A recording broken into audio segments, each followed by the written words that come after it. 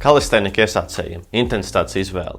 Intensitāte ir pretstības apjoms, pret ko cīnās tavi muskuļu vingrinājuma laikā.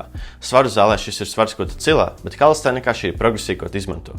Ja parastajos atspiedienos tu spied aptuveni 60% no savu ķermeņa svara, tad atspiedienos uz ceļiem tu spied tikai 40%. Tas nozīmē to, ka parastie atspiedieni ir intensīvāki par atspiedieniem uz ceļiem, jo tu spied lielāku daļu no savu ķermeņa svara. Ok, bet kā izvēlās sev piemērotāko intensitāti? Elementāri.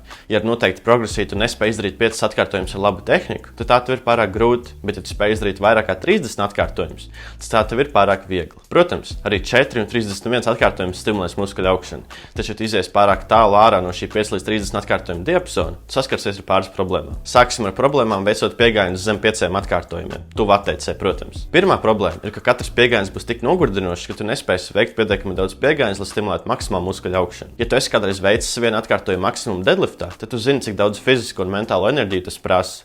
Un cik šādas piegājienus spēs izdarīt? Varbūt 5, kas rezultēsies tikai 5 atkārtojumos. Jā, tavi muskuļi tiks stimulēti, bet veicot 3 piegājienus pa 5 atkārtojumiem, tie tiks stimulēti praktiski tikpat, taču uzkrātais nogurums būs 2 vai 3 reizes mazāks. Un otrā problēma ir paaugstināts traumu risks. Par cik trauma fitnesa kontekstā ir burtiski tavu ķermeni nespēja panest slodzi, smagu svaru cilāšana dabiski ir traumatiskāka, jo tā vairāk noslogo tavu ķermeni.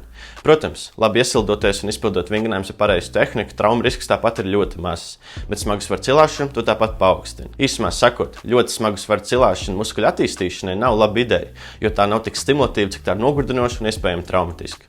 Ok, bet kas vainas piegājieniem virs 30 atkārtojumiem? Pirmā problēma ir, ka tie vienkārši nav pietiekami intensīvi, lai stimulētu maksimālu muskuļu augšanu. Tāpat kā staigājot, tu nevar uzskatīt milzīgas kājas, ar rozā hantlītēm tu nevar uzskatīt milzīgas rokas.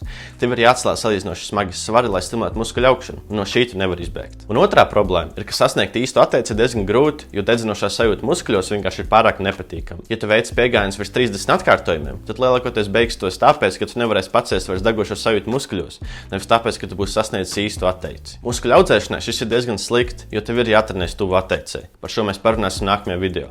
Un ja dedzinošā sajūta muskuļos tev šo neļauj izdarīt, tad to vienkārši ir jāpalielina svars. Īsumā sakot, ļoti vieglu svaru cilāšana arī nav piemērota muskuļu masas attīstīšanai, jo te vienkārši nestimulē tavus muskuļus pietiekami daudz un padara īstas atteices sasniegšanu ļoti grūtu. Šis viss nozīmē vienu. Ja parastos atspiedienus tu vari izdarīt 2 reizes, bet atspiedienus uz ceļiem tu vari izdarīt 10 reizes, tad atspiedienus uz ceļiem tev būs piemērotāk. Tas pats arī otrādāk. Ja tu vari izdarīt 35 atspiedienus uz ceļiem, tad tie tev ir kļuvuši pārāk viegli, un tu vari sākt veikt parastos atspiedienus. Ja šis video tev noderēja, tad noteikti noskaties iepriekšējos video šim mini seriālam, un tiekamies nākamajā video par relatīvo piepūli. Čau!